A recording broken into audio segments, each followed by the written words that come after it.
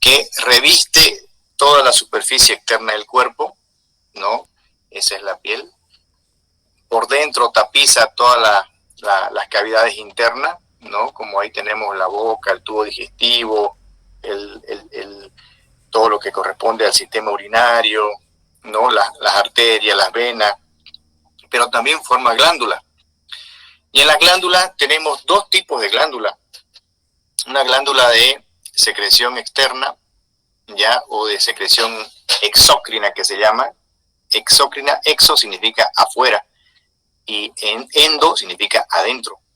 Entonces, para que ustedes se orienten, glándula de secreción exócrina, exo, afuera, es afuera de los vasos sanguíneos, y endocrina es adentro del vaso sanguíneo, es decir, desemboca directamente el contenido que forma esa glándula, va directamente hacia la sangre. En cambio, en exócrino, el contenido de esa glándula va hacia afuera, hacia otro tejido. Y dentro de la forma en que elaboran sus productos, los de secreción exócrina principalmente, cómo ellos van a elaborar sus productos y lanzarlo, digamos, hacia afuera, ¿ya? Hay tres modalidades, ¿no? Si bien ustedes se fijan en esta partecita acá que les mostré, en este gráfico de acá, ahorita les muestro más con mayor detalle.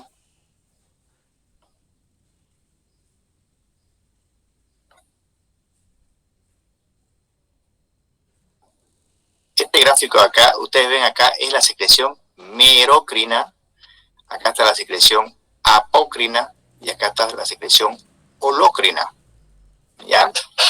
Entonces, yo quiero que ustedes directamente vean eso, porque se tienen que familiarizar con eso que les estoy diciendo, ¿ya? Más que todo con los dibujitos, porque normalmente uno tiene como una memoria, más que todo memoria visual. La memoria visual nos ayuda mucho. Entonces, en la secreción merocrina, ¿qué es lo que pasa? Estamos viendo esto de acá. Les voy a explicar bien, que ya se los expliqué la anterior vez también, que quiero que lo sepan. El producto de secreción, es decir, todas estas vesículas que estamos viendo acá, ya, ese es el producto que esta glándula está haciendo, ya, se va hacia la superficie apical de la célula, ya, en forma de vesícula. Estos redonditos son vesículas limitadas por membrana. Entonces, estas vesículas al subir se van a fusionar con la membrana basal, se fusionan con la membrana basal, porque todo esto, si muy bien nosotros conocemos en todas las células, esto es la membrana basal.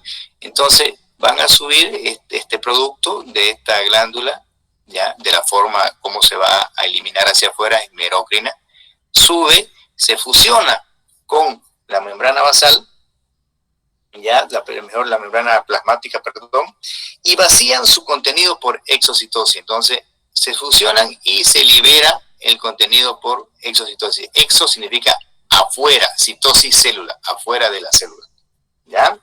Entonces este es un mecanismo de secreción más común y se encuentra, por ejemplo, en las glándulas del páncreas, pero el páncreas en lo que corresponde a su función exócrina, es decir, todas las enzimas que nosotros vamos a necesitar para el metabolismo de los alimentos se van a elaborar por el páncreas de esta manera, directamente, ya, a través de su conducto, ya, lo libera en el tubo digestivo, y cuando nosotros comemos cualquier alimento que contenga proteína, que contenga, entonces directamente va a ir estas enzimas del páncreas a degradar esas proteínas para una mejor digestión.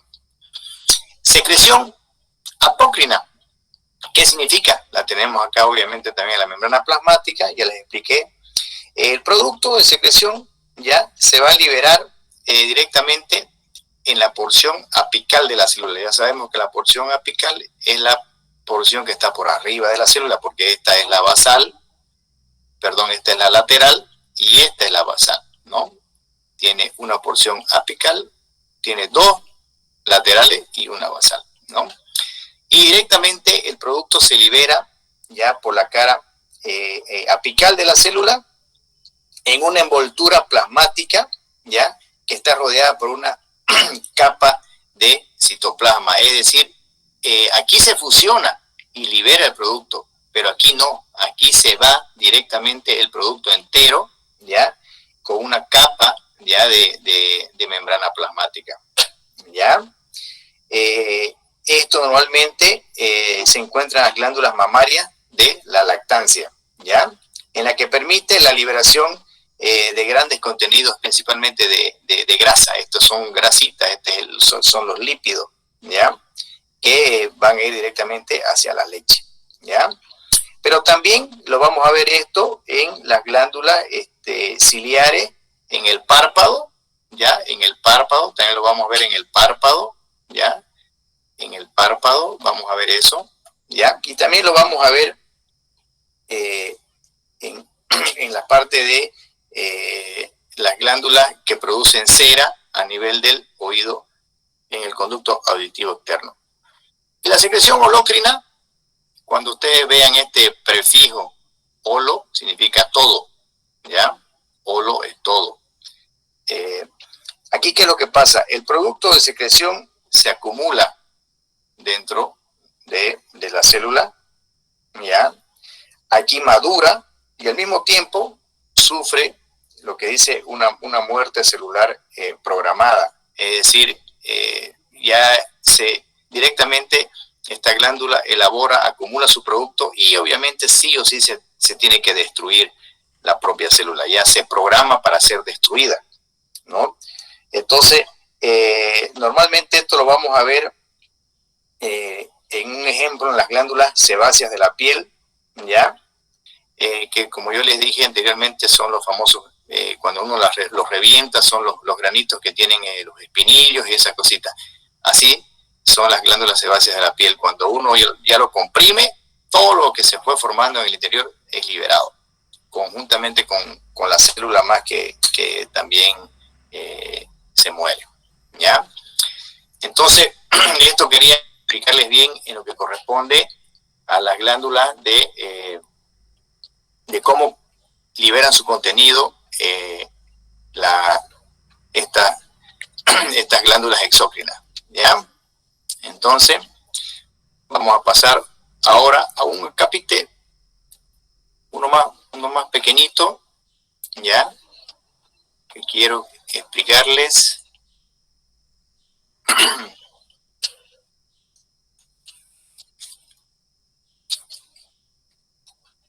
Bien.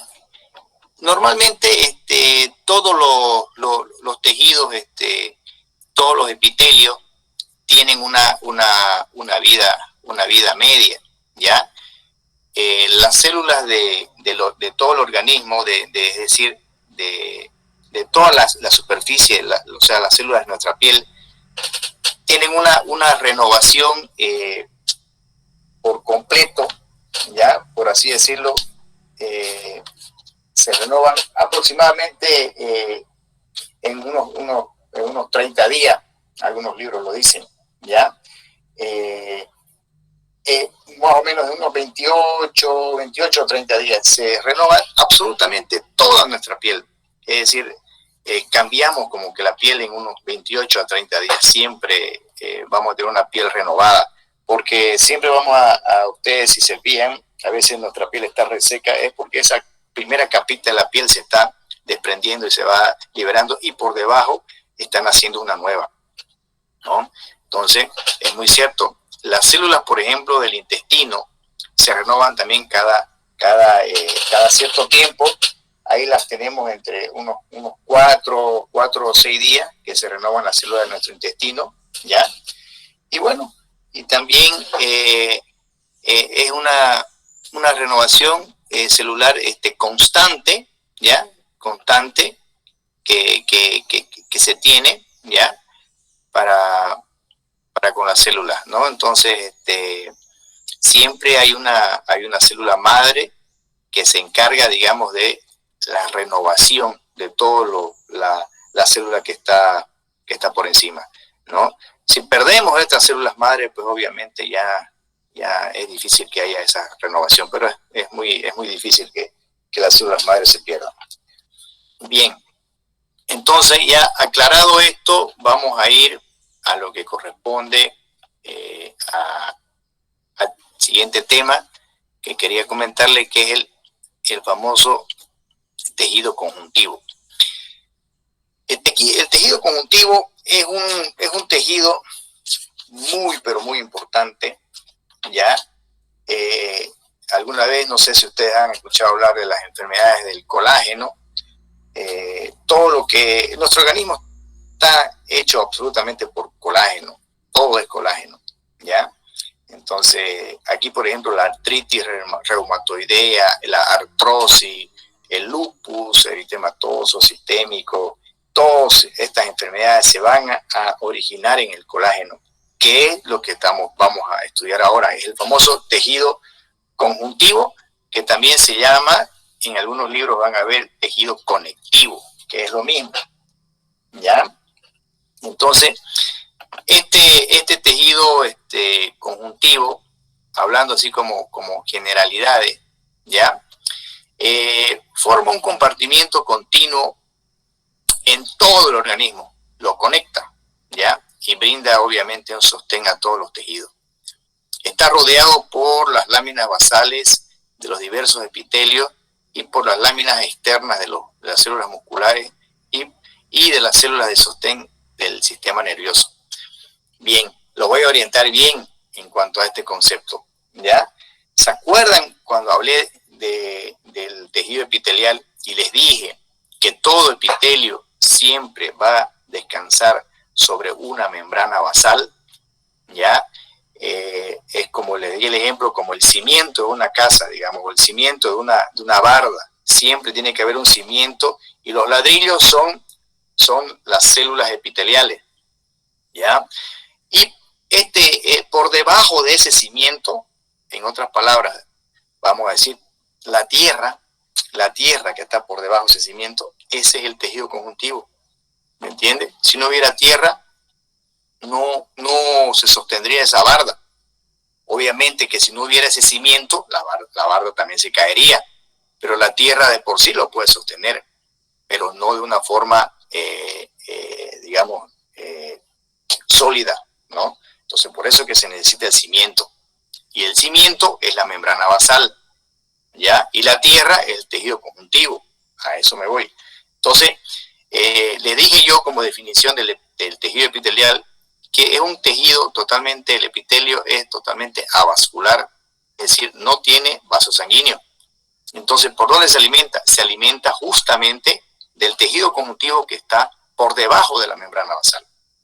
Entonces, lo que vamos a estudiar aquí es justamente lo que está por debajo de esa membrana basal, ¿ya? Aquí le decía, está rodeado por las láminas basales de los diversos epitelios, exactamente, porque está por debajo.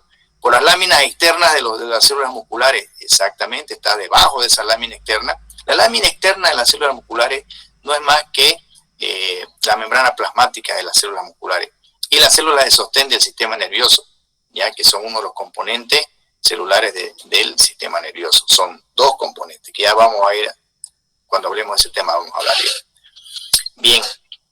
Este tejido conjuntivo, ya, es tan importante que comprende, además, está formado por varias células, ya.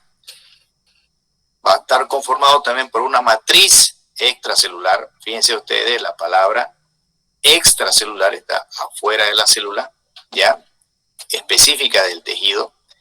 Y la matriz extracelular contiene fibras proteicas y sustancias fundamentales. Bien, ¿cuáles son estas famosas fibras proteicas? Pues solamente son dos, que aquí justamente las vamos a ver y después las vamos a explicar, ¿ya? Son tres, perdón. Tres tipos de fibras va a tener este tejido conjuntivo. Vamos a hablar de las fibras del colágeno, de las fibras reticulares y las fibras elásticas, ¿ya? Entonces, esas son las tres fibras que tiene el tejido conjuntivo, ¿ya? Las reticulares, las colágenas y las elásticas, ¿ya? Ya después vamos a hablar más específicamente. Es muy importante hablar de la clasificación para un mejor entendimiento del famoso tejido conjuntivo. Para mayor entendimiento se clasifica de la siguiente manera, ¿ya? El tejido conjuntivo, ¿ya?, se va a clasificar en tres. Ahorita lo vamos a ver. El tejido conjuntivo se va a clasificar en tres, ¿ya? Tejido conjuntivo embrionario, ¿ya? Tejido conjuntivo del adulto, tejido conjuntivo especializado.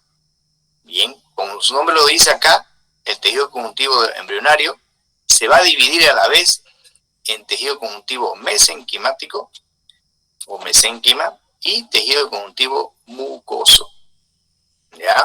Entonces ya vamos a ver ahorita qué corresponde a cada uno de estos ya por separado. Pero lo que vamos a ver ahorita es la clasificación en general, ¿ya? Clasificación del tejido conjuntivo, entonces, se divide en tres. Se va a clasificar en tejido conjuntivo embrionario, tejido conjuntivo del adulto y tejido conjuntivo especializado, ¿ya? A la vez, el tejido conjuntivo embrionario se va a subdividir en tejido conjuntivo mesenquimático y tejido conjuntivo mucoso. A la vez, el tejido conjuntivo del adulto se va a dividir en tejido conjuntivo laxo, ¿ya?, y tejido conjuntivo denso, ¿no? Bien, el tejido conjuntivo denso, ¿ya?, se va a la vez dividir en dos: tejido conjuntivo denso no modelado, tejido conjuntivo denso modelado, ¿ya?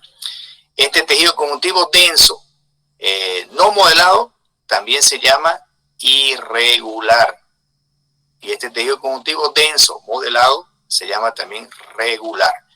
Para que los orientemos, para que se orienten bien y para que no se chipen. Cuando hable de la palabra tejido conjuntivo denso, ¿ya?, y diga no modelado o también llamado irregular, significa que por el mismo hecho de ser irregular, significa que no tienen un orden. Y cuando diga tejido conjuntivo denso modelado, pues tienen un orden, son regulares y tienen un orden. Ya al ser un modelo, entonces tiene, digamos, un orden. En cambio, en un no modelo, pues no hay orden, ¿ya? Entonces ahí lo vamos a entender un poco mejor. Y la diferencia entre un tejido conjuntivo laxo y un tejido conjuntivo denso, ya lo vamos a ver más adelante, principalmente se basa en el grosor de las fibras de colágeno. El laxo, ya, son las fibras mucho más delgaditas, y el denso, como el nombre lo dice, muy denso, las fibras de colágeno son mucho más gruesas y se tiñen con la tinción mucho más notoriamente. Y esto para su conocimiento general, que también se va a dividir el tejido conjuntivo en tejido conjuntivo especializado, y este subespecializado se va a dividir a la vez en tejido cartilaginoso, que lo vamos a ver también más adelante, el tejido óseo, que lo vamos a ver más adelante, ya. Vamos a ver también esos dos principalmente. Esto ya lo van a ver ustedes ya en otro tema. Este es el tejido adiposo, el tejido sanguíneo, el tejido hematopoyético y el tejido linfático, ¿ya? Entonces, fíjense ustedes que acá, en lo que corresponde a tejido conjuntivo, vamos a ver aquí a detalle, lo vamos a hablar uno por uno de lo siguiente: tejido conjuntivo embrionario y del adulto, y vamos a explicar lo que estamos viendo acá, ¿ya? Bien, entonces en lo que corresponde a este tejido conjuntivo embrionario, que lo tenemos acá, se lo vamos a hacer más resumidamente. Se va a dividir, obviamente, como ahí les dice, en dos partes, ¿no? El tejido conjuntivo embrionario. El mesénquima, que es el tejido conjuntivo mesenquimático, que es lo mismo que mesénquima, ¿ya? Deriva, obviamente, el mesodermo, embrionario y da origen a los diversos tejidos conjuntivos del cuerpo. Esta parte de mesodermo, ¿ya?, es de acuerdo a las capas germinativas de la piel que cuando uno, digamos, recién se está formando, cuando uno es embrión, ya se divide en 3 capas, ¿no? El endodermo, el mesodermo y el ectodermo, ya son 3 capas. Y de ahí derivan todo lo que nosotros somos ahora, digamos, como adultos, ¿no? Todo lo que tenemos deriva de esas 3 capas germinativas, ¿ya? Es para que ustedes sepan más o menos que estamos hablando, obviamente, en la parte del tejido conjuntivo embrionario, cuando somos embriones, ¿ya? Deriva, entonces, el mesénquima o el tejido mesenquimático deriva del mesodermo embrionario y da origen a los diversos tejidos conjuntivos del cuerpo. Ya hemos visto, ¿no? El tejido conjuntivo del cuerpo, hemos visto ahí como tejido conjuntivo especializado, hemos visto cartílago, hemos visto hueso, hemos visto sangre, hemos visto grasa, o sea, los adiposos, todo eso se va a formar acá. Contiene una red laxa de células que tienen la forma fusiforme. Fusiforme significa que son alargadas como unas gotas de agua y que se hallan suspendidas en una sustancia fundamental que es muy viscosa y que contiene fibras de colágeno y también tiene fibras reticulares muy finas, ¿ya? Eso es como lo vamos a ver este tejido mesenquimático. Y también el tejido conjuntivo embrionario se va a dividir en tejido conjuntivo mucoso. Este tejido conjuntivo mucoso, ¿ya?, está presente principalmente en el cordón umbilical. Todos sabemos dónde está el cordón umbilical, es lo que nos une a nuestra madre. Bueno, recién nosotros hemos venido a este mundo, ya sea por un parto normal o por cesárea. Y este cordón umbilical contiene células también fusiformes muy separadas, ya que se hallan incluidas en una matriz extracelular que es de consistencia gelatinosa, es así como una gelatina, ya tiene esta sustancia, mucho hialuronano, que es el ácido hialurónico, esto acá, que ustedes han escuchado hablar muchas veces, que el ácido hialurónico se lo colocan para rellenar, digamos, muchos tejidos, principalmente las arrugas en la cara y esas cosas. Su sustancia fundamental de este tejido conjuntivo mucoso, hablando del propio cordón umbilical, la sustancia fundamental se denomina gelatina de Wharton. No se olviden de esto, gelatina de Wharton. La sustancia fundamental del cordón umbilical se llama gelatina de Wharton. Y bueno, y veamos a ver cómo vemos, digamos, esta sustancia de esto que hemos explicado, ¿ya?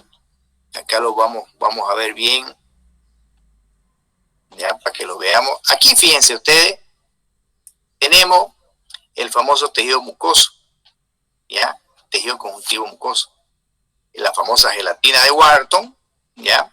Y si ustedes, digamos, ven bien acá la partecita de esta flecha de sustancia intercelular gelatinosa, esto blanco que vemos acá, esto blanco es la famosa gelatina de Wharton. Eso blanco, que hacemos un corte del cordón umbilical y nosotros vamos a ver la gelatina de Wharton, que es esta parte blanca que no se tiñe, ¿ya? Y acá vemos los núcleos de los fibroblastos, estos son núcleos de fibroblastos, ¿ya? Acá vemos fibroblastos, estos que son como unas células alargadas, ¿ya? Esos son los fibroblastos. Y vemos estas fibras colágenas, que son muy delgadas, ¿ya? Eso también quiero que ustedes vean.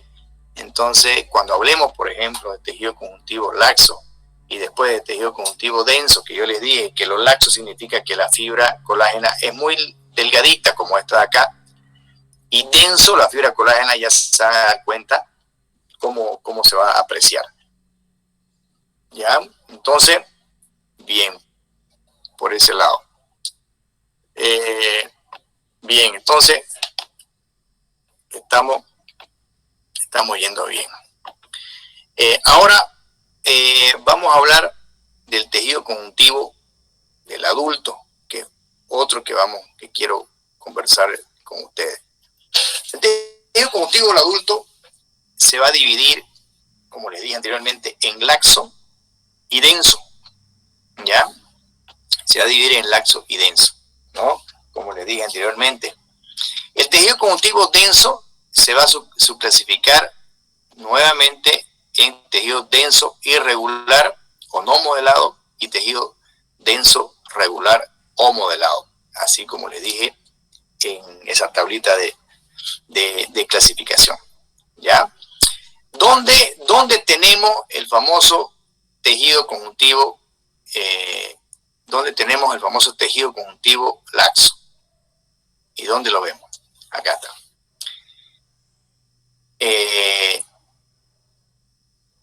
El tejido conjuntivo laxo se caracteriza por una gran cantidad de células de varios tipos, incluida en una abundante sustancia fundamental gelatinosa, con fibras poco ordenadas, normalmente rodea las glándulas, varios órganos tubulares, vasos sanguíneos y se encuentra debajo de los epitelios que tapizan las superficies corporales internas y externas.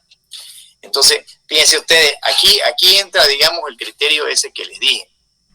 El tejido conjuntivo laxo se caracteriza por tener, esto me gustaría que lo anoten, ya, tómenlo apunte, mayor cantidad de células. O sea, vamos a ver siempre mayor celularidad en el tejido conjuntivo laxo. Y vamos a tener menor cantidad de fibras, ¿ya? Principalmente fibras colágenas, ¿ya? Eso caracteriza al tejido conjuntivo laxo, ¿ya? Menor cantidad de fibras colágenas, pero mayor cantidad de células, ¿ya? ¿Y dónde va a estar este tejido conjuntivo laxo?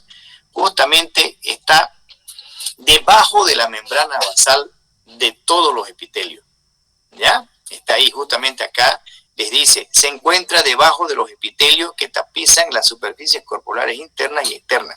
O sea, está, como les dije, debajo del cimiento, en la tierra. Ese es el tejido conjuntivo laxo, ¿ya? Muy bien.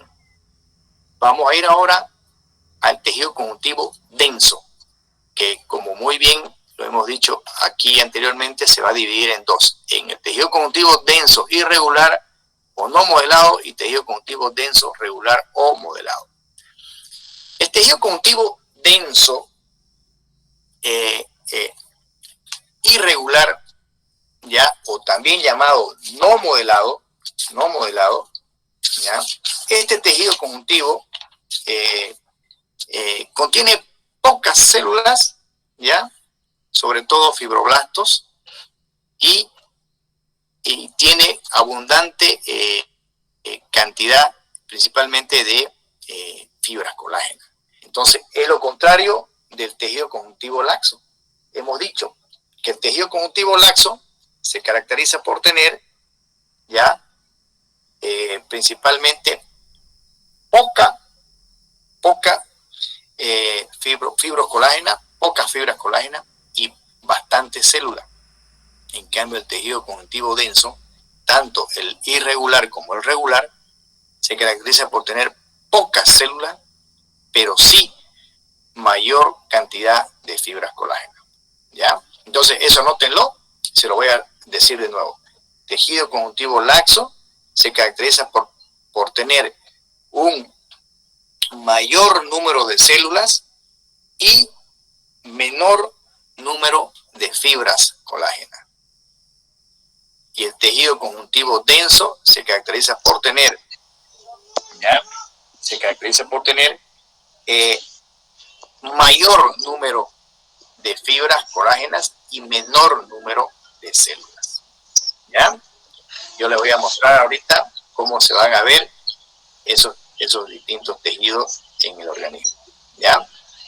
Entonces, el tejido conjuntivo denso irregular, ya dijimos, ya, tanto el irregular como el regular van a tener pocas células y mayor número de fibras colágenas. Entonces, vamos a ver acá en el irregular que las fibras colágenas van a estar distribuidas en forma aleatoria, como dice acá la teoría, ya, aleatoria, y ¿Qué significa aleatoria? Es decir, están totalmente desorganizados, no tienen una sola dirección. Los vamos a ver en distintas direcciones, ¿ya? Por eso es que dice que es irregular, ¿ya? Y ¿dónde vamos a ver un ejemplo de denso irregular? Un ejemplo de tejido conjuntivo denso irregular, es decir, ¿dónde vamos a encontrar tejido conjuntivo denso irregular si queremos ver un órgano nuestro, lo cortamos y lo vemos en el microscopio? ¿Dónde vamos a ver un tejido conjuntivo denso irregular? Normalmente está, esto anótenlo por favor, en la submucosa, ¿ya?, de los órganos del aparato digestivo. En la submucosa de los órganos del aparato digestivo.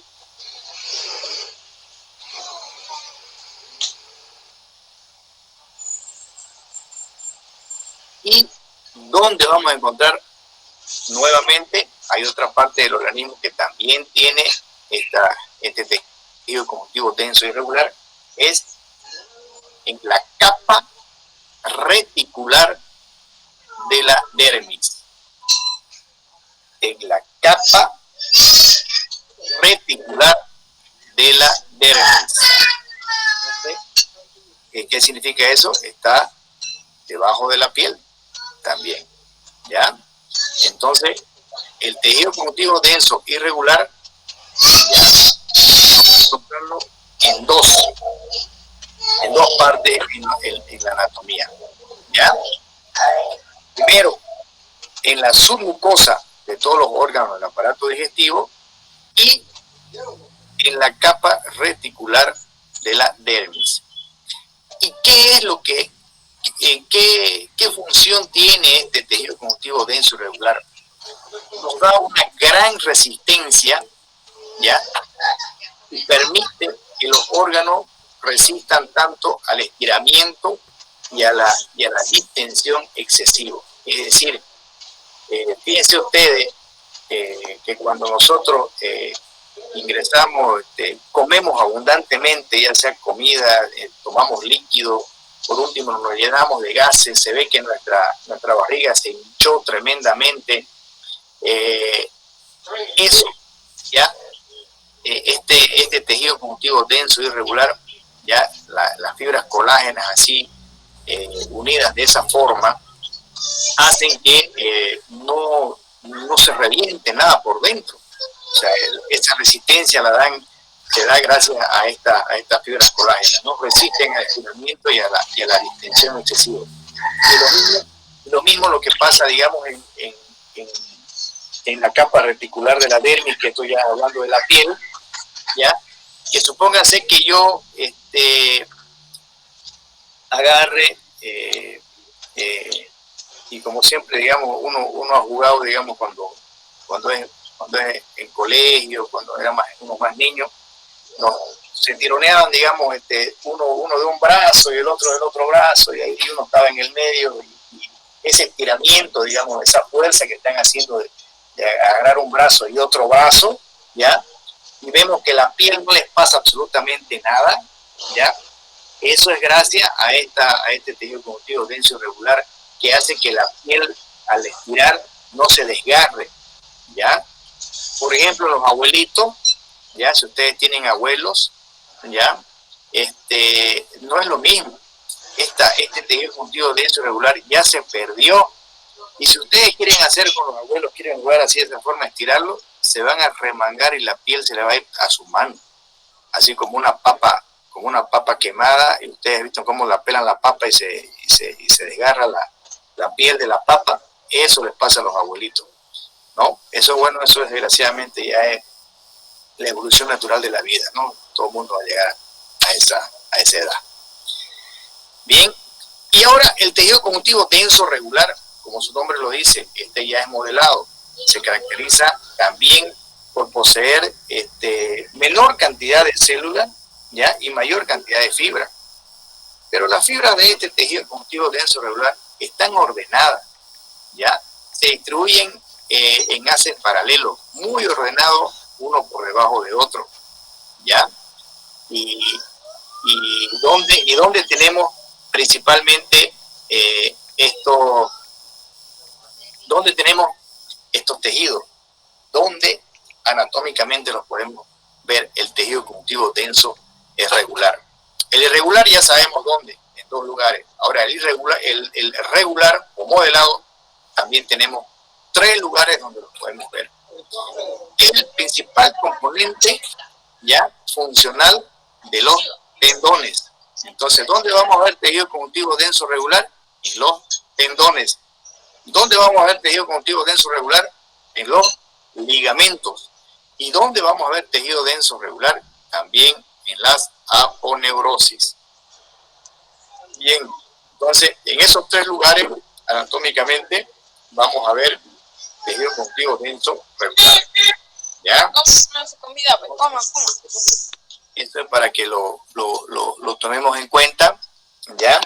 Y ahora vamos a pasar a hablar principalmente de los componentes de las fibras que tiene este tejido conjuntivo. Hemos dicho que tiene 3 tipos de fibras este tejido conjuntivo, ¿ya? Las fibras colágenas, las fibras reticulares y las fibras elásticas, ¿no? Entonces, son 3 tipos de fibras: fibras colágenas, reticulares y elásticas, ¿ya? Las más abundantes son las fibras de colágeno, estas que las vemos acá. Esas son las más abundantes, ¿ya? Son el componente estructural más abundante del tejido conjuntivo. Son flexibles, tienen una resistencia tensora notable y están formadas por fibrillas de colágeno que exhiben un patrón de banda característico de 68 nanómetros, ¿ya? Esto aquí es directamente, ya después les voy a explicar esto de 68 nanómetros. La formación de las fibras de colágeno comprende fenómenos, ¿ya?, que ocurren dentro de los fibroblastos, ¿ya?, que es la producción de moléculas de procolágeno, y fuera de los fibroblastos, en la matriz extracelular, que es la polimerización de las moléculas de colágeno y fibrillas, las cuales se ensamblan para formar fibras de colágeno más grandes. Bien, esto simplemente para decirle que aquí ya les dice muy claramente dónde se producen las fibras de colágeno, en estas células que estamos viendo acá, en los fibroblastos, ¿ya? Los fibroblastos son los que producen todas las fibras de colágeno, y quiero que la atiendan bien acá. La célula más importante del tejido conjuntivo es el fibroblasto. El fibroblasto es capaz de producir absolutamente todos los componentes del tejido conjuntivo, ¿ya? Es decir, va a producir colágeno, fibras colágenas, fibras reticulares, fibras elásticas y también otras proteínas no colágenas que vamos a hablar más adelante, que son un poquito complicadas, que tiene que haber mucha memoria de parte de ustedes para que la tengan en su cabecita, ¿ya?, para el examen, ¿ya? Entonces, la formación de estas fibras de colágeno ocurre en el fibroblasto. El fibroblasto es una célula, y aquí le estamos diciendo que la producción de la molécula de procolágeno se produce dentro de la célula, ¿ya? Entonces, dentro de los fibroblastos se produce la producción de moléculas de procolágeno. Esa es una forma de hacerlo, dentro del fibroblasto. Y fuera del fibroblasto, ya, ¿qué se hace? Es la polimerización de las moléculas de colágeno en fibrillas. Ya se ensamblan para formar fibras de colágeno más grandes. Entonces, hay 2 mecanismos de producción del colágeno, tanto dentro del fibroblasto como fuera del fibroblasto. Dentro del fibroblasto son en moléculas de procolágeno, y afuera del fibroblasto son en la polimerización de las moléculas de colágeno en fibrillas, ¿ya? Entonces, eso también es para que lo vayamos viendo y vayamos comprendiendo, ¿ya? Bien, vamos a hablar ahora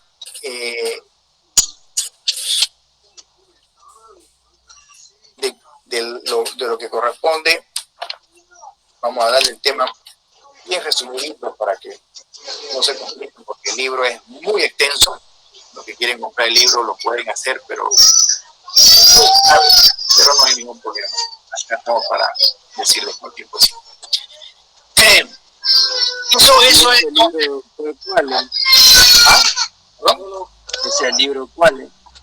El libro es el de Histología de Ros Paulina. Cualquier edición lo pueden comprar. De Ros, ¿cómo se escribe? R-O-S-S, ¿ya? Ese es Ros, y Paulina se escribe P-A-W-L-I-N-A, ¿ya? Entonces ustedes pueden adquirirlo desde la 4ª edición hasta la 7ª edición, que igual está descrito todo, digamos, cualquiera de esos sirve. En la 7ª edición usted va a encontrar esto que yo le estoy dando, esta fotito que acá, que es como un resumen de lo más importante. Los otros libros de la 6ª edición a la 5ª y 4ª no van a encontrar este resumen, solamente está en la 7ª. Esta foto de la pantalla. Bien, entonces, ¿qué otras fibras más tenemos en el tejido conjuntivo? Las reticulares. Estas están compuestas por colágeno tipo 3, ¿ya? Y proveen un armazón de sostén para las células de los diversos tejidos y órganos. Son abundantes principalmente en el tejido, ¿ya? En los tejidos linfáticos y hematopoyéticos. Las fibras reticulares son producidas por las células reticulares especializadas. En la mayoría de los otros tejidos, las fibras reticulares son producidas por los fibroblastos. Entonces, fíjense, muy importante, ¿ya? Las fibras reticulares van a proveer un armazón, ¿ya?, de sostén para todos los constituyentes de los diversos tejidos y órganos, ¿ya? Entonces, pero principalmente, ¿dónde las vamos a tener estas fibras reticulares? En el tejido linfático, ¿ya? Más o menos yo quiero que ustedes se ubiquen bien cuando hablemos de tejido linfático. Tejido linfático, ¿dónde hay, digamos, tejido linfático? Tejido linfático, cuando escuchen la palabra ustedes, tejido linfático, van a que su memoria vaya, que su cabecita vaya y diga los ganglios. ¿Y cuáles son los ganglios? Pues los ganglios son esos nodulitos que se palpan debajo de las axilas o debajo de la mandíbula o del maxilar inferior, cuando les duele, digamos, a veces la garganta para tragar, se tocan ahí y tocan una bolita. Entonces, ese tejido linfático son los ganglios, ¿ya? Entonces, ahí hay harta fibra reticular, ¿no? Entonces, el componente, digamos, de esos ganglios, ¿ya? Y también en la parte hematopoyética. Esa palabra hematopoyética, ¿qué significa? Hemato, ¿quién me dice que es hemato? ¿Qué es hemato? Hemato nomás. ¿Sangre? Exactamente, hema es sangre, ¿ya? Y la palabra poiesis o poyético. Creo que sí. Hematopoyético. Hematopoyético. Exacto. ¿Qué significa poiesis? Es la producción. Entonces, estamos diciendo que los fibras reticulares están tanto en el tejido linfático como en el tejido hematopoyético. ¿Y dónde tenemos tejido hematopoyético? ¿Dónde se producen los glóbulos rojos, los glóbulos blancos y las plaquetas? ¿Quién me dice?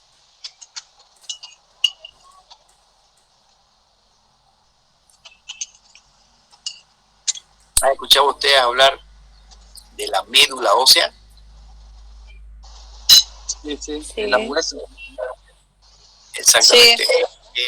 el tejido, el tejido hematopoyético se refiere a la médula ósea, donde se producen los glóbulos rojos, los glóbulos blancos y las plaquetas. Ahí también tenemos bastante células reticulares.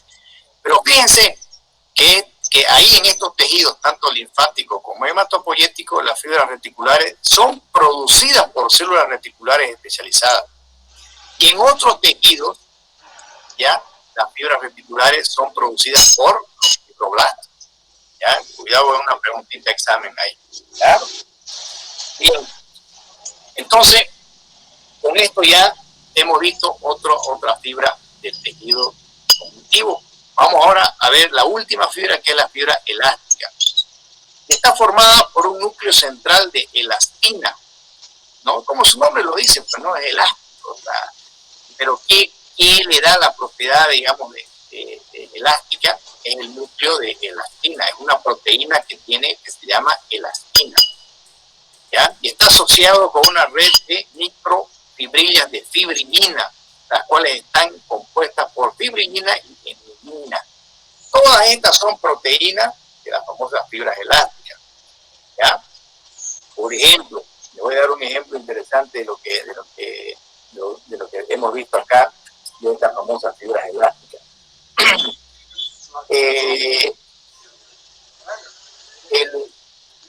La sangre, para circular por los vasos sanguíneos, ¿ya?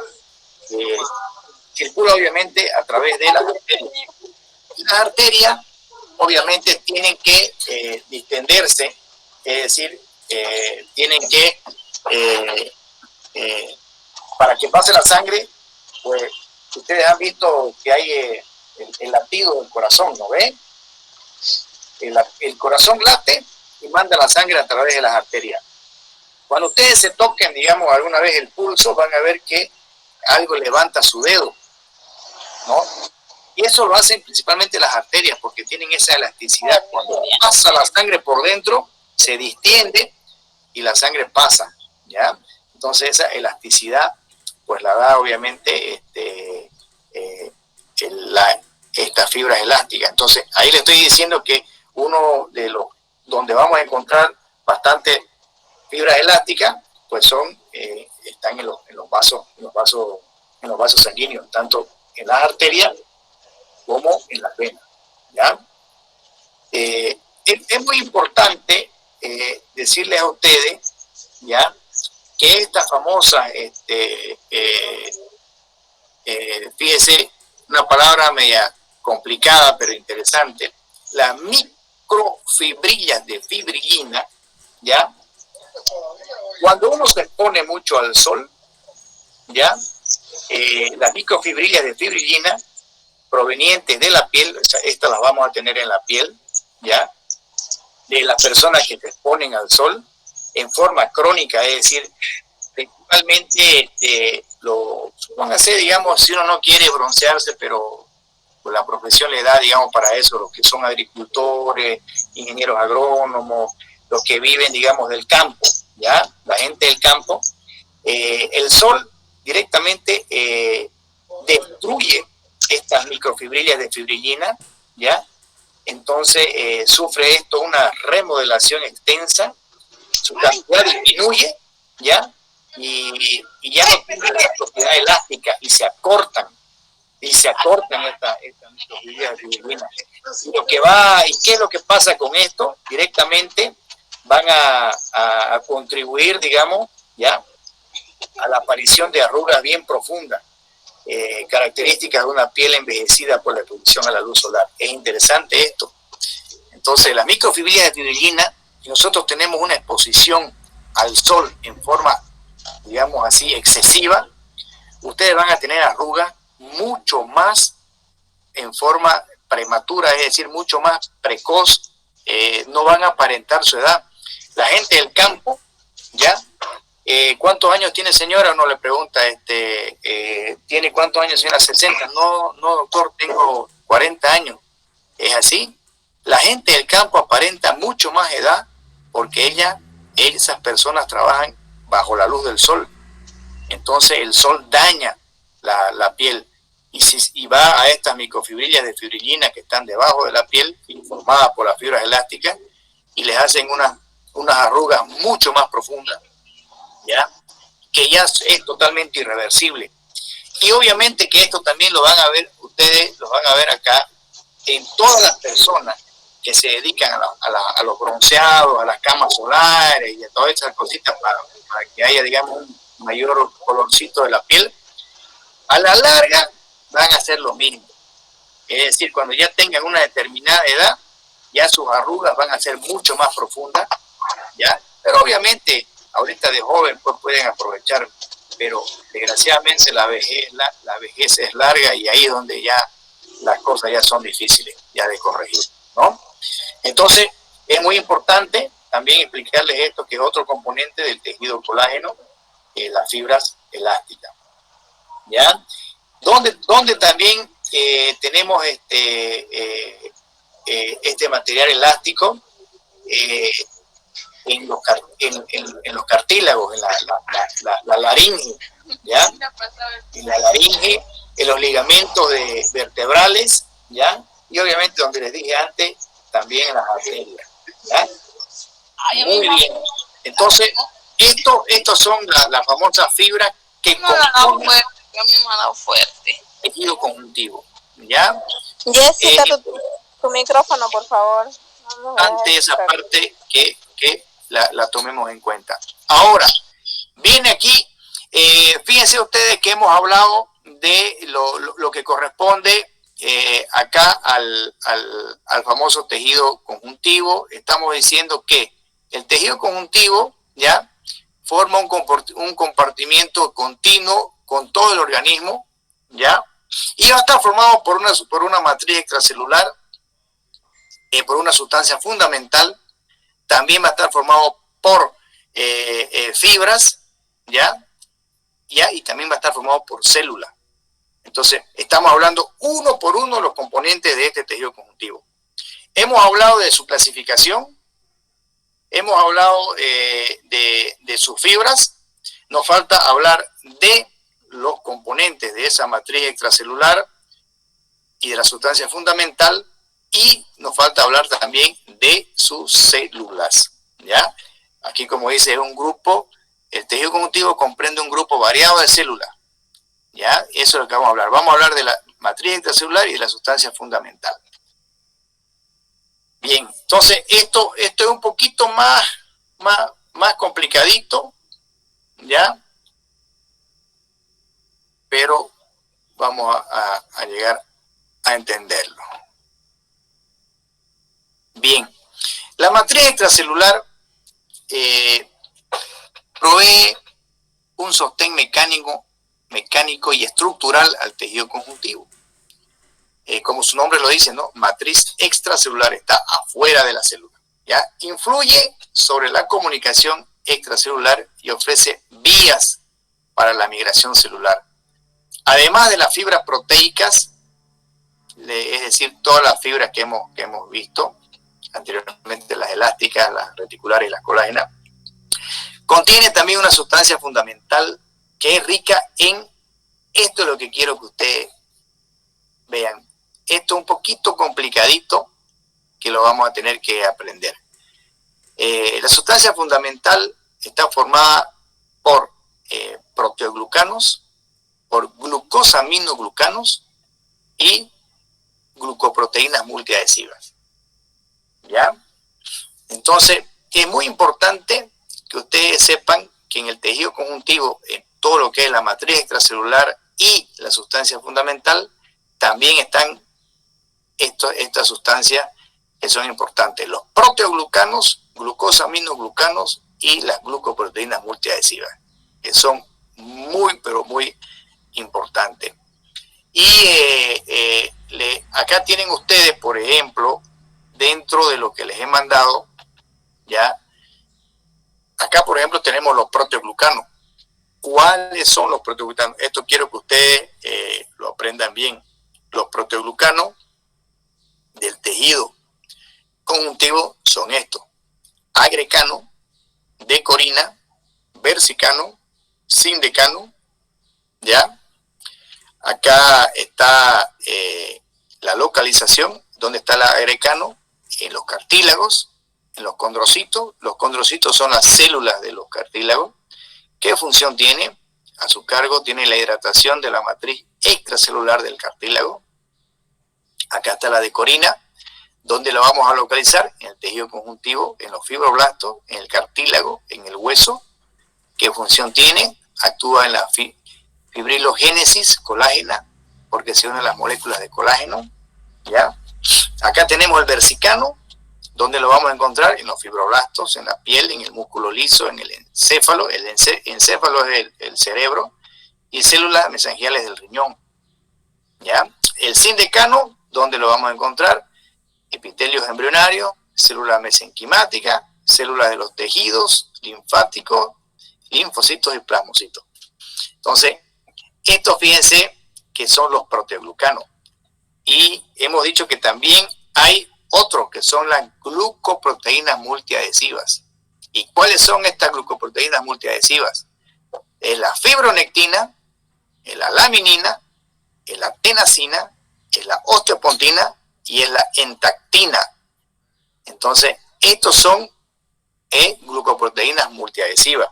Lo anterior son los proteoglucanos, glucoproteínas multiadhesivas. Todos estos son componentes de la sustancia fundamental que tiene el tejido conjuntivo. Aquí está su localización y obviamente acá está su función. Eso quiero que ustedes lo estudien bien. Esta clase se la voy a mandar a su celular, a su WhatsApp. Y acá están los famosos glucosaminoglucanos. Los famosos glucosaminoglucanos. ¿Cuáles son? El hialuronano, que este es el famoso ácido hialurónico, donde está en el líquido sinovial, en el cuerpo vítreo, ¿ya? En la matriz de los extracelular de los tejidos conjuntivos. El condroitin sulfato, 4 sulfato, el condroitin 6 sulfato, el dermatan sulfato, el queratan sulfato, el heparan sulfato y la famosa heparina. ¿Han escuchado hablar de la heparina, no? Sí, es un anticoagulante. Exactamente. Fíjense que esta heparina está, obviamente forma parte de también este tejido conjuntivo, ¿ya? Y está en las células que vamos a hablar más adelante, en los mastocitos y en los basófilos.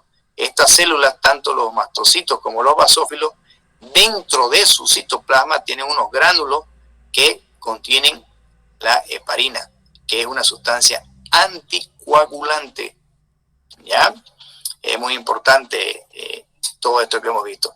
Fíjense, actualmente, ¿ya? Todas las enfermedades estas degenerativas, principalmente con el pasar de los años, el cartílago se va deshidratando y se va degenerando. Entonces, ya no tiene la función de amortiguación entre hueso y hueso, porque el cartílago tiene una función de amortiguar entre hueso y hueso. Es una almohada que está entre un hueso y el otro, para que al caminar o al golpear no se choque el hueso contra el hueso. Entonces, al pasar los años, este cartílago se deshidrata, se pierde, se va haciendo más delgadito, ¿ya?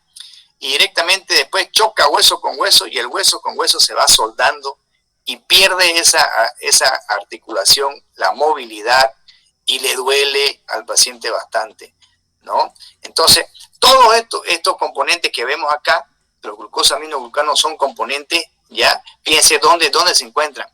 El hialuronano en el líquido sinovial, el condroitin sulfato en el cartílago, en el hueso, en las válvulas cardíacas, el condroitin 6 también ahí mismo, el dermatán en las válvulas cardíacas, el queratán en el hueso, en el cartílago. Entonces, todas estas sustancias son componentes, digamos, de lo que es el cartílago, ¿ya? Y se van perdiendo ya con el pasar de los años, pero ahora ustedes pueden encontrar que lo han hecho en forma sintética, ¿no? Los componentes de estas sustancias. Por ejemplo, hay el condroitin sulfato, ¿ya? y sulfato de glucosamina, por ejemplo, lo venden en polvo, ¿ya? Para que uno lo adquiera y tome, y ayuda bastante a la recuperación de ese cartílago que ya está dañado, ¿no? ¿Cómo se daña el cartílago? Sino también a través de la edad, se daña también con el sobrepeso. Si uno tiene sobrepeso en su cuerpo, si uno es gordo, ya, gordo o gordito, gordo o gordita, ya, es como si uno tuviera una mochila, digamos, de unos 10 kilos, 20 kilos encima de uno, y los huesos son los que lo van pagando y a la larga también se van degenerando. Entonces uno tiene que tener siempre un índice de masa corporal saludable, ¿ya? Eso es muy importante decirle. Bien, esta partecita quiero decirle a ustedes, es interesante. Aquí hay, por ejemplo, vamos a ver acá, hay una diferenciación, ¿ya? De cómo vamos a ver un tejido conectivo laxo, que hemos dicho que tiene mayor cantidad de células. Fíjense el montón de células, todos estos puntitos negros que están viendo ustedes, son las células, ¿ya?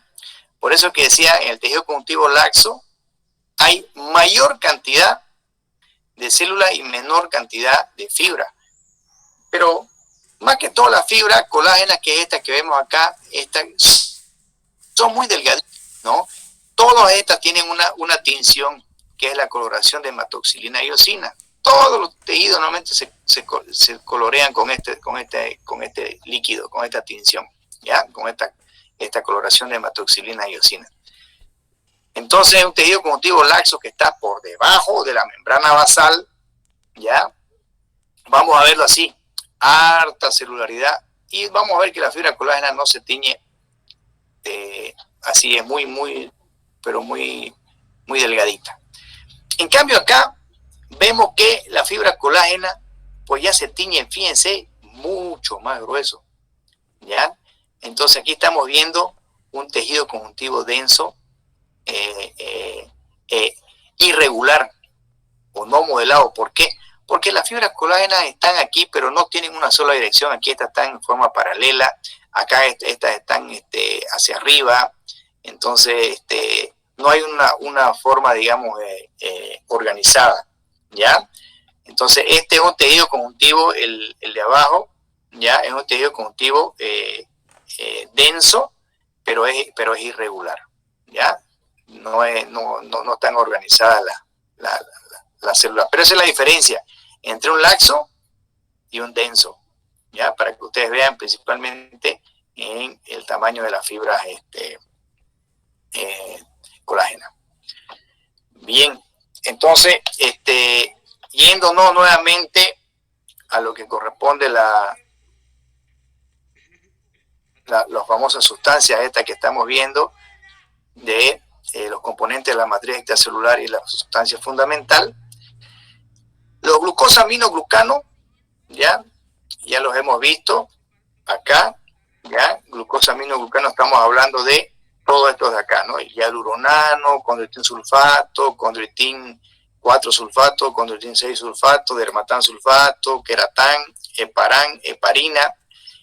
Estos glucosaminoglucanos son componentes ya más abundantes en la sustancia fundamental, ¿no? Estas moléculas están compuestas por polisacáridos de cadena larga, no ramificada, y contienen muchos grupos sulfato y carboxilo. Se unen en forma covalente a las proteínas centrales para formar proteoglucanos. Entonces, los famosos glucosaminoglucanos se unen para formar los proteoglucanos. ¿Cuáles son los proteoglucanos? Estos de acá. Se unen para formar agrecano, decorina, versicano, sindecano. Y obviamente son los responsables de las propiedades físicas de la sustancia fundamental, los proteoglucanos, ¿ya? Bien, los glucosaminoglucanos entonces son los componentes más abundantes de la sustancia fundamental, ¿ya? Y los proteoglucanos son los responsables de las propiedades físicas de la sustancia fundamental. Ahora acá, los glucosaminoglucanos, aquí tenemos el más grande, es el hialuronano, ¿ya?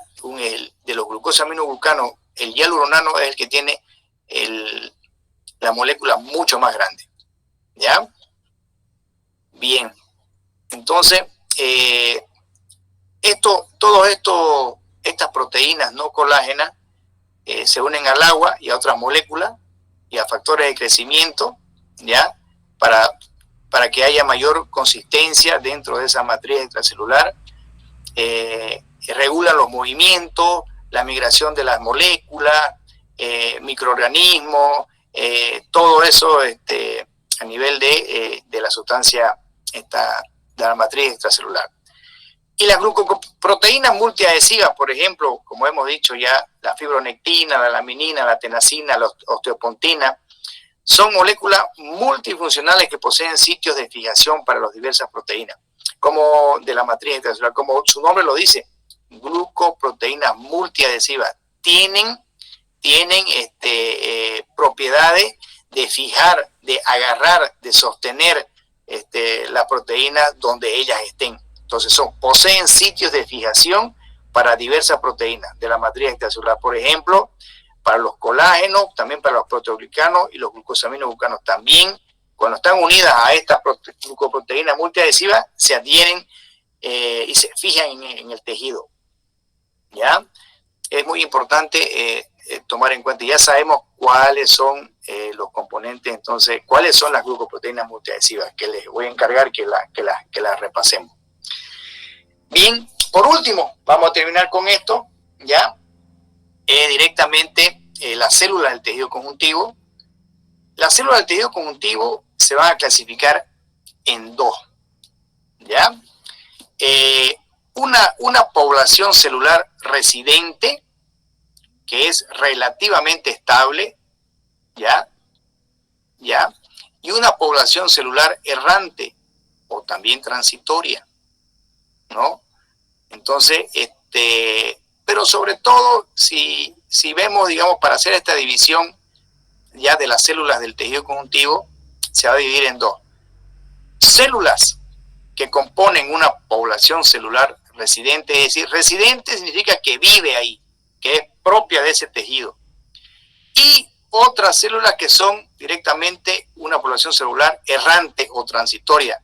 ¿Qué significa esto? Que normalmente han llegado ahí traídos por alguna inflamación, es decir, se han migrado desde la sangre. La sangre los ha llevado a ese nivel, ¿ya? A ese tejido. ¿Ya? Es muy importante. Entonces, no nos olvidemos, hay dos tipos celulares en el tejido conjuntivo. La población celular residente, que vive ahí mismo, y la población celular errante o transitoria, que ha sido traída por los vasos sanguíneos. ¿Ya? Ejemplo de célula, de población celular residente: fibroblasto, miofibroblasto, macrófago, adipocito, mastocito y células madre adultas. Entonces, estos son ejemplos de células residentes que viven en ese mismo tejido conjuntivo. ¿Ya? Por ejemplo, estamos hablando nosotros del tejido conjuntivo laxo, el que está por debajo de la piel, por debajo de la membrana basal del epitelio. Ahí nosotros tenemos fibroblastos, tenemos macrófagos, adipocitos, mastocitos y células madre adultas. A eso me refiero. Pero también en este mismo tejido tenemos células errantes o transitorias que las ha traído la sangre, ¿ya? Y estas células del tejido transitorio, ¿cuáles son? Los linfocitos, las células plasmáticas, los neutrófilos, los eosinófilos, los basófilos y los monocitos. Entonces, es muy importante ya que ustedes tomen en cuenta eso. Hay dos tipos de población celular en el tejido conjuntivo. Las que son población celular residente, que sus componentes son el fibroblasto, miofibroblasto, macrófago, adipocitos, mastocitos y células madre adulta. Y la célula o la población celular errante o transitoria, que comprenden los linfocitos, células plasmáticas, neutrófilos, eosinófilos, basófilos y monocitos. Pero ¿qué pasa, digamos, con estas células transitorias o errantes? Fueron llevadas a ese tejido, es decir, debajo de la piel, por alguna alguna inflamación o algo les pasó a ese tejido para que vayan estas células a defender. Porque si nos ponemos a pensar muy bien, estamos hablando que las células errantes son células de los glóbulos blancos principalmente. Ahí tenemos los neutrófilos, eosinófilos, basófilos, que son, y los linfocitos, que son células que nos van a ir a defender, son los soldados que tenemos. Entonces, si nosotros no hacemos, digamos, una herida en la piel y esta herida se infecta, entonces esa herida pues después se forma pus. Entonces, al infectarse esta herida, ya la sangre lleva todas estas células a ese tejido, ya, para obviamente ayudar a que no siga esa infección hasta que se vaya complicando.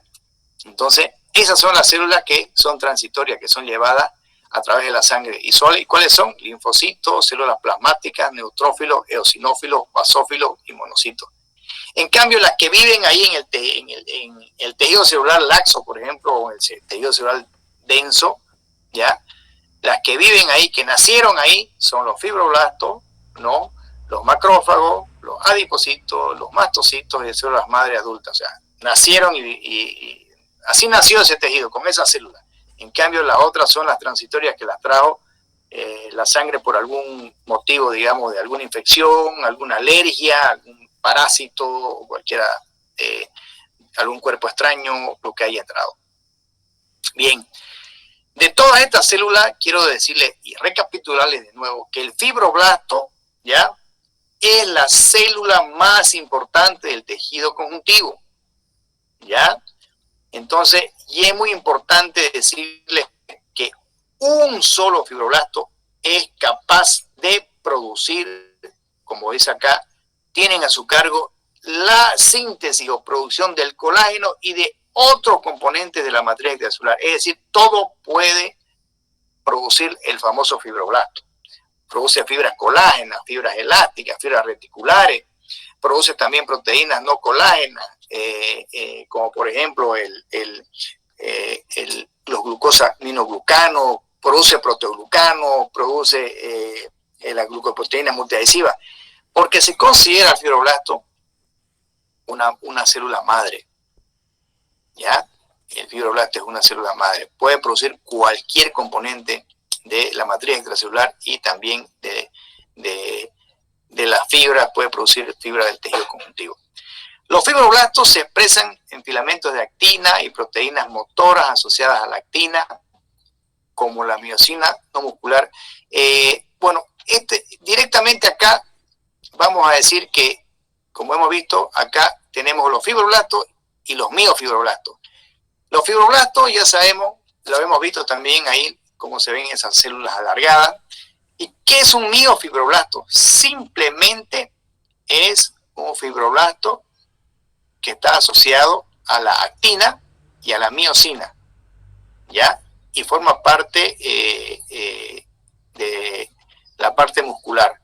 Ese es un miofibroblasto. Mio significa músculo y blasto, y fibroblasto obviamente es el fibroblasto. Es un fibroblasto asociado al músculo, ¿ya? Ese es un miofibroblasto. Los macrófagos, muy bien, sabemos todos que son células que se encargan de deglutir fagocítica, significa que comen. Fago es comer, y cítica que la destruyen. Son células fagocitas, o sea, derivadas de los monocitos, contienen abundante cantidad de lisosomas. ¿Qué son los lisosomas? Por dentro tienen unas vesículas que producen y que van a destruir por dentro lo que ellos han deglutido o fagocitado, ¿ya?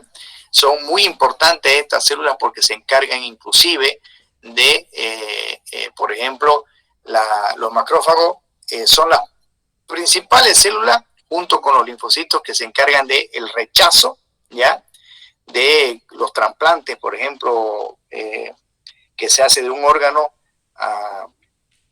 ya sea por insuficiencia renal o cualquier otra. Estos macrófagos hay que directamente bloquearlos junto con los linfocitos para que no haya ese rechazo del órgano. Son muy importantes, nos cuidan mucho. También estos macrófagos nos van a ayudar frente a la formación de células cancerosas, las destruyen, ¿ya? Igual los linfocitos.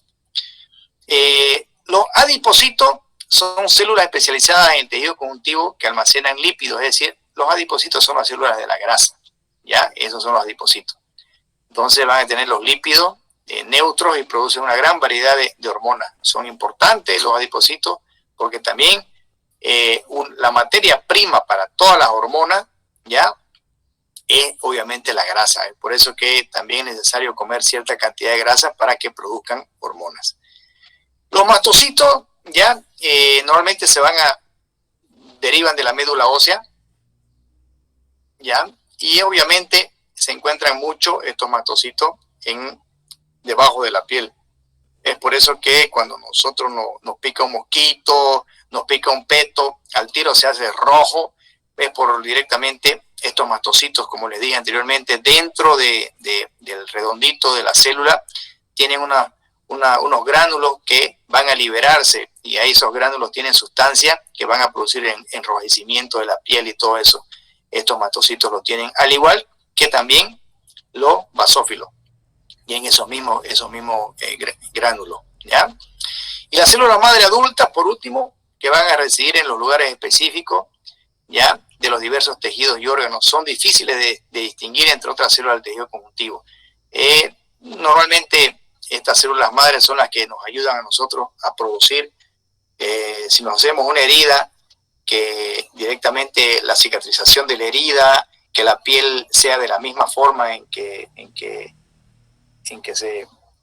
era antes de que se haga la herida. O sea, las células madres nos ayudan mucho en restaurar el tejido que se haya dañado, cualquier tejido, ¿no?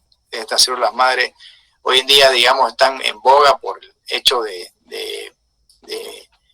que, por ejemplo, para las enfermedades degenerativas del cerebro, principalmente del corazón, si encuentran, digamos, que las células madres pueden ayudar, digamos, a reconstruir un corazón que ha sido dañado por un infarto, o un cerebro que haya sido dañado por una embolia, sería el boom, ¿no? Sería mucha dosis, pero están en ello, pero todavía falta bastante. Bien, entonces con eso acabamos con tejido conjuntivo, ¿ya? Y muy bien, tendríamos que el siguiente tema para dar el de tejido cartilaginoso, que lo daríamos ¿Quieren hacerlo este miércoles o ya estamos feriado navideño ya, no? Hola.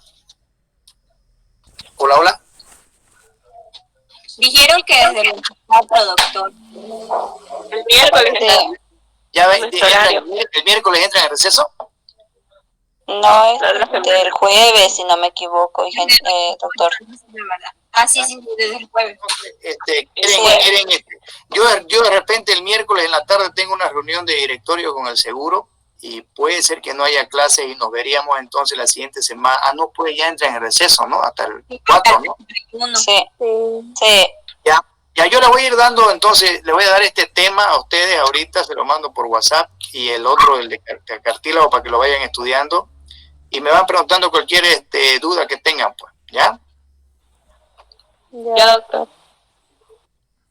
Vamos también a hacer una pregunta para que vayan estudiando para su examen, y el examen los voy a ayudar, van a salir de esas preguntas, ¿ya? Ya, doctor, gracias. Ya, gracias, doctor. Muy bien, que les vaya bien, cuídense mucho, ya, muchas felicidades, que tengan una feliz Navidad y un próspero año nuevo, y que todos en su casa estén sanitos, que es lo más importante, que reine la salud en sus hogares y que ya se vaya este coronavirus una vez, que no cause tanta desgracia. Gracias, doctor. Muchas gracias, doctor, igualmente. Gracias, doctor, igualmente. Gracias, cuídense.